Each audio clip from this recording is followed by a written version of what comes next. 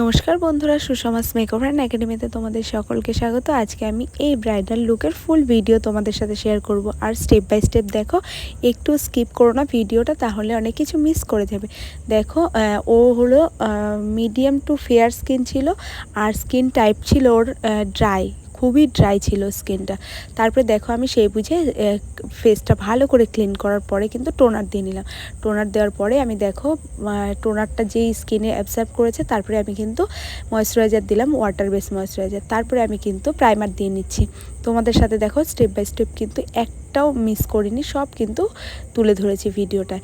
তারপরে দেখো, প্রাইমার দেওয়ার পরে কিন্তু আমি ড্রাই স্কিনটা যেহেতু, তার জন্য আমি স্ট্রোক ক্রিমটা প্রাইমারের পরে ইউজ করছি। এরকমই কিছু টিপস যদি জানতে চাও, তাহলে কিন্তু আমার পেজটা ফলো করে রাখতে পারো, তাহলে কিন্তু তোমাদের অনেকটাই উপকার হবে।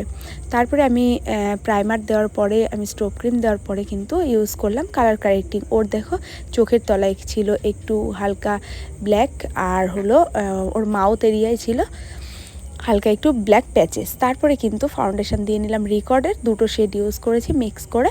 তারপরে কিন্তু ফাইনাল লুকটা তোমাদের দেখালাম যে ফাউন্ডেশন দেওয়ার পরে কীরকম হয়েছিল। তারপরে কিন্তু আমি কন্ট্রোল করে নিচ্ছি। কন্ট্রোল করেছি আমি শুধুমাত্র নোজে আর ফোরহেডে। ভালো করে কন্ট্রোলটা কিভাবে করতে হবে সেটাই দেখালাম। তারপরে দেখো, আমি কিন্তু চিনে কোনোভাবেই কন্ট্রোল করিনি, আমি ওটা দেখালাম যে এখানে করার দরকার নেই, ওর ফেসটা একদমই ঠিকঠাক আছে। তারপরে আমি ব্লাশার দিয়ে নিলাম সুন্দর করে। ব্লাশার দেওয়ার সময় তুমি কিন্তু তোমার ক্লায়েন্ট বলো, মডেল বলো, সবাইকে বলবে হাসতে, সুন্দর করে হাসবে, তত সুন্দর ব্লাশার দেওয়া যাবে। তারপরে কিন্তু ব্লাশার দেওয়ার পরে আমি মেকআপটা সেট করে নিলাম ট্রান্সলেশন পাউডার দিয়ে। ভালো করে দেখো ভিডিওটা। তারপরে আমি আই মেকআপ করতে শুরু করে দিয়েছিলাম যেহেতু।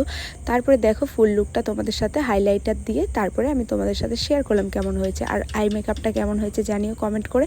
তারপরে কলকা করলাম, কলকা করার পরে কিন্তু হাফ লুক ডান হয়ে গেল। তারপরে লিপস্টিক পরার পরে তোমাদের দেখাচ্ছি, লিপস্টিক না পরলে কিন্তু অন্যরকম লাগে, আর লিপস্টিক পরার পরে দেখো কীরকম লাগছে।